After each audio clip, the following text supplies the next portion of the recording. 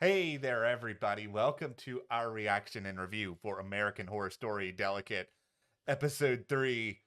What a tangled web this show is weaving, where it is both conquering and deceiving my brain. There's a part of me that feels like I have like this moment of clarity that's starting to wash over me as to Mhm, what's going on. mhm. And there is another part of me that feels like I am just like totally lost in those woods that Anna was in earlier on in the episode when she was just gone for hours at end. It's witches. Listen, Okay, I all feel right. I feel like okay, in our last review, we had two different theories. Matt's Yes. theory had to do with sort of face swapping a little bit, and I think that they touched on that in this episode where Anna was like touching, what was peeling off her face, and Ivy Yep. had the same thing. So I Yep. think that there is some of that going on. Just a little bit. However, I also feel very confident about the witches, and I did not feel like I felt a little confident about it in the last video. There was like that weird whispering chanting, and then it was like Siobhan and the doll, like it was just like showing up and this Anna doll, and Siobhan was the only person that was there. It was just like there was a lot going on. But this episode, it's witches. We had like goats and chanting and alchemy and, two people dressed up all in black with the black goats. And then there was the owl as well, which in a lot of cultures is considered a messenger from witches. So, like, it's witches. This okay, I think there's a very good chance it is witches. I think there's a very good chance it is not face swapping. There is a chance it is both of these things, plus it is some other stuff that's going on as well, some massive betrayals. Also, there's like a lot of succession people on this show. There really is. It's Like like, Jess and Naomi are both on this show. I mean, Succession is a show that we both yeah. really love, and it's nice to see them on the show. Hey, if I'm Ryan Murphy, Succession is done. You know what? I'm calling up every single I know, right? Alan Ruck, can you be the lead of next season? American Horror Story, Connor Roy. Okay, we have so much to theorize, to talk about here. I mean, this show is really fun for Yeah. that at this point, mostly because I think we all have these moments of clarity mixed with confusion right now, but hit that Mhm. subscribe button so you guys don't miss any other coverage we have of American Horror Story Delicate. We're not that far from the end of part one. There is a part two coming. We don't know the return date for that yet. Yeah, but we're also going to be covering American Horror Stories, which Yep. is coming up quite soon, like 2 weeks, and we're going to be covering that as well. And of course, we'll be back for part two as well. So hit that subscribe button and stick with us. Also, just if you guys really love horror, which you probably do if you're watching this video, you really need to check out The Fall of the House of Usher, which is Mhm. coming to Netflix in a very short period of time, like a little over a week from when we're recording this. We're going to have all sorts of video coverage of it. It is, we can't give anything away, but we've seen a lot of it and it is outstanding. Listen, that show like jump scared me Yeah. right off my couch. Like it is really scary. Okay, let's just start big picture if we really can, because here's the biggest thing I'm trying to figure out. Who isn't in on this at this point? Because it feels like, okay, Dex, there's clearly a lot of shady stuff going on with Dex. He's just Mhm. like, he's meeting up with Sonya. Talia, I don't trust Talia. This is Talia's place for all this stuff that's going on. Clearly, based on that final scene, we can't trust Nicolette, the house No. manager, at all. And I don't trust Siobhan either. Siobhan, absolutely. Yeah. There is something going on. Okay, so I said before in past videos, it feels like there's two teams of people. One is trying to have Anna have her baby, and the other team is trying to stop this from happening. Yeah. And I've had sort of felt like Siobhan is in there trying to make it happen for the first like two episodes. She's in bed, holding Anna, like singing, nursery rhymes, like she's trying to really seemingly help her. Yeah. But this doll showed up with Siobhan and Anna at the Andy Cohen show, where Yeah. it was like, okay, the only other person there is Siobhan. Then Siobhan shows up again in this episode. They're walking on the beach together, and what shows up again? The doll. Yeah. Except this time there's a whole bunch of pins in the stomach of the doll. Yeah. So it's starting to kind of feel like Siobhan's now on team don't have the baby. I don't think it's a coincidence at all that Siobhan just so happens to get a phone call like right before, or at least seemingly right before Anna discovers the doll. Like this show's doing some interesting stuff playing around with Anna and how much time is passing. But Yeah, yeah, the time passing thing is the one thing that this show has me completely confused on. I do not understand why time is playing like this with her mind, what's going on. Is it in her mind or is time part of this? the biggest thing that I'm sort of trying to wrap my head around right now is that what's the end game for all of this? Is the end game that Anna is having a baby? However, whether it's Dex and Sonia are working together, whether this is, the haunted spirit of Adeline coming back out there, no matter who is responsible for it, are these forces working to ensure that there's no circumstance in which Anna would ever be able to keep this baby, and she just so happens to be the vessel that they need in order to deliver it? Because they're just trying to make her crazy in every way they possibly can. She doesn't remember time. She's in one location, then she's in another location.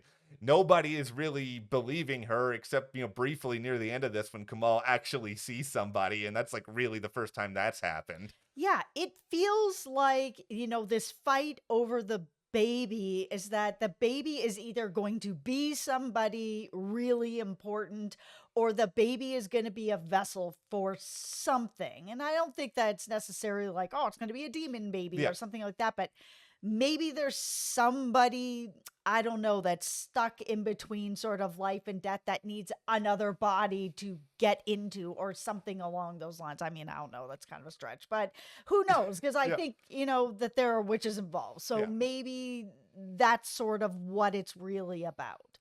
I think with this show, this is the thing we all have to remember so that we don't, our heads don't explode later on. They can do anything. There are no rules on American Horror Story. They can swap faces. They can have somebody from, the Shadow Realm pop back up here and be like, oh, hello, I'm the baby now. I'm talking even though I'm an infant. Yeah, I mean, here's just a reminder to everybody. Like, I know that Yeah. this is based on a book, but we haven't read the book, so this Yeah. is all just kind of like, we're just having some fun here and guessing. Yeah. I mean, the other thing to remember, even if you had read the book, and, we don't want spoilers on the book, just to put that out there. No, we don't know anything about Yeah. the book, so no spoilers for us and also for everyone in the comments. But I think we have to remember that the book is being adapted in an American Horror Story lens. Yep. And there's no guarantee that this show is even going to follow the events of the book. Yes. 1, 2, 3, 1, 2, 3. I mean, it's very well known that Game of Thrones didn't do that with George R.R. Martin's work. Yeah, that's the thing about it is, in general, trying to adapt a book, especially, 300, 700, 1,000 pages into, 10 episodes, it's just never going to be the same. It's always going to be different. Okay, let's talk a little bit more about the scheming team who seem to be, at least on the paper, on the same page here. Because we have Dex, who clearly not a great guy. I don't think that's really a surprise to anybody out there. He kind of just disappears, wanders off with Sonia. We see Anna, who even sees something going on there, but he's instituting a certain element of control over Anna, and that, he's having conversations with the doctor. He's administering things that she doesn't know about. She's staying at Talia's, and Talia happens to be somebody who Dex knows. And then there's Nicolette, who, once again, somebody who Anna doesn't know, but she's clearly very tied to Talia, who is tied to Dex. Every single person around Anna, other than Siobhan, which, there's so much to talk about there, but every other person, they're all on Team Dex. They have basically put her in this environment where she has no control of where she is, who is around her, what this home is like. It is the perfect sort of way to make this house into a madhouse so that she starts to slowly lose it. I think Siobhan is a plant as well. I mean, I don't think it's a coincidence that Siobhan met Anna at this IVF support group. And then, because when we actually saw them at the house, it was Dex that suggested, Yeah, it was. let me call Siobhan over. You need your best friend right now. Look at me being the good husband. And, it's so weird too, because he's seemingly trying to be this good husband, but I said this in the premiere and I still stand by Mhm. it. Like, there is no chemistry between these two. And I don't know if it's specific supposed to be about these two characters that just don't have a chemistry between them, or if the actors just don't have chemistry between them. But I'm having the hardest thing about this show for me is that these two people do not feel like a married couple. Like, they just don't feel like they're actually together. And this is the thing. I know Matt as an actor is great at having chemistry with people. I watched Mhm. a ton of seasons of The Resident, so I'm just sitting here and being like, okay, if he can be shipped with like 2 or 3 different characters over there, like this is clearly not a okay, Matt's just not a chemistry actor. So like I have to believe, and this is me putting my tinfoil hat on here, I Mhm. have to believe that this is a deliberate choice that the show is making, in that there is this sort of emptiness to this relationship. And maybe in Anna's head, she's sort of justifying it by sort of being like, okay, we're under a tremendous amount of stress. He's got his art thing going on. I've got my Oscar campaign going on. We're trying to have a baby. Like, none of this is normal. And because of that, maybe our relationship is not going to feel normal. And I think because she hasn't been in this situation before, she doesn't also really understand what normal looks like. And I think he's able to get away with some things that he wouldn't otherwise, especially with whatever sort of medication that she has been put on. And I do believe it is some sort of medication that is causing at least a lot of these problems. At the very least, these blackouts where she's just like losing periods of time. I mean, that makes the most sense because he has a really close relationship with this doctor. This doctor has been giving her stuff. I mean, Siobhan's also just giving Yeah. her stuff and she's just taking it. It seems like, the three of them, Siobhan and Dex and the doctor, have all been giving her stuff that is making her lose time. What else can it be? Witches. Okay. One is probably witches. Two, the face swapping thing. You mentioned it earlier with the chin mark. What's going on? There's clearly a Mm. connection that signifies like some element of trouble. I would love it actually if that was sort of like a beacon where it's like if you have that on your face, you know that you can trust the other person who has it on your face. And like maybe Ivy was trying to help in some sort of mysterious unknown way. Yeah, for me, the biggest question is, and you guys, tell us in the comments, is Yeah. like, which side is really trying to help her have a baby? And what is the purpose of why is everybody really trying back and forth to have her have it and have her not have it? Like, she got these warnings on her phone where she Yeah. realized she could kind of communicate with whoever is trying to either help her or hurt her, to just be like, don't have this baby. Where it's just like, well, why? Like, why? What is the purpose of the baby for people that are not Anna? Because Anna just wants to be a mom. Yeah. So, that's obviously her purpose. I'm talking more like, what is the purpose of these two sides that are pushing and pulling about this baby? I feel like this side that's pushing her, and we saw this with the appointment communications at the end, that I mean, they clearly know something. And whether it is that they have known Dex, they knew Adeline. I think all of this in one way or another, it all comes back to Adeline because we have not. She has been mentioned too many times on this show, and she's too intrinsic to Dex's past for Mhm. her not to matter. Whether it's she's alive, whether it's she's secretly somebody else, and there is some face morphing or whatever else going on in this world, but maybe with your witch here, maybe Adeline is the witch. Like maybe she has found a way to revive herself or find a way to influence this baby somehow. Like it is all coming back to that. And this person who is communicating, if this is the only way that they can communicate with Anna, then that shows the amount of just like armor that has sort of been built up around her that you can't break in, you can't find any other way to communicate with her. And that's as terrifying as just about anything else this show is doing. Mispreach, friend or foe or witch. For sure, Yeah. witch. Like, listen, she's up in a tree. Yeah. There's a fire. When they go back later to be like, this is where she was. What's there? An owl. Again, Yeah. owls are messengers of witches. I mean, friend or foe? I think friend. And that's kind of weird to say, but it just I think friend too. okay, all right. Yeah. We're on the same page. I just feel like there's enough other foes going on this show. We don't need a lot of other people. Now, here's another one. Kamal, friend or foe? Because he did point out that somebody was there. I think he just is kind of an innocent. For whatever reason, I think he just doesn't know what everybody's doing. I think he's just like actually a hired, like, guard.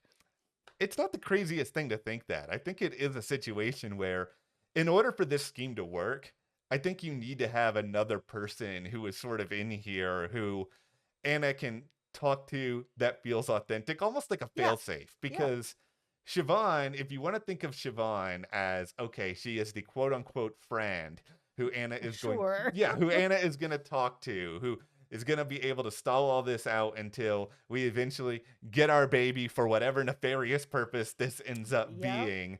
We need somebody else in case Siobhan falls through. Maybe Mhm. that's Kamal. Maybe Kamal's not a maybe. close friend, but at the very least, he is a person, and a normal person would at least be able to detect one or two things here eventually, even if they can't explain the rest. Yeah, for sure. I think it's just there's something that's really weird about this sort of passage of time where everybody's just explaining it away Yeah. and she's losing like huge periods of time. And even when it's like she was in the woods and then she was gone for all these hours and, Dex is on the phones like, oh my God, like I was, you've been missing all this time. Yeah. There's still not enough like worry from like him or whoever that's just like, okay, it's time to go and find out what's going on with this. Like, this Yeah. is not normal. This is something is going on. Let's find out what it is.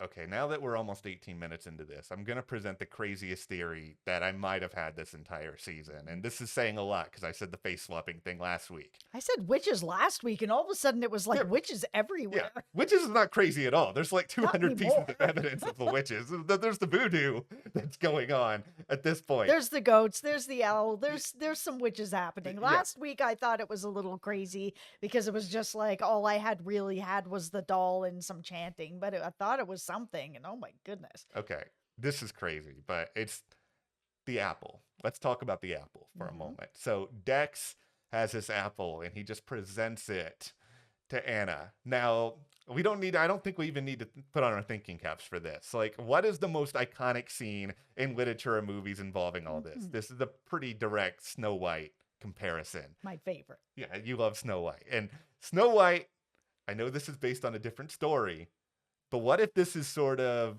an amalgamation of Snow White in a way where we're seeing Anna basically being trapped by the quote unquote evil queen, in this case, Dex, who is trying to get something out of this baby so that he can be the fairest of them all, whatever that means, in order for him to succeed. But in Snow White also does have some element of help. Like, she has the seven dwarfs. She has other people who are able to be there. She has Prince Charming. Okay.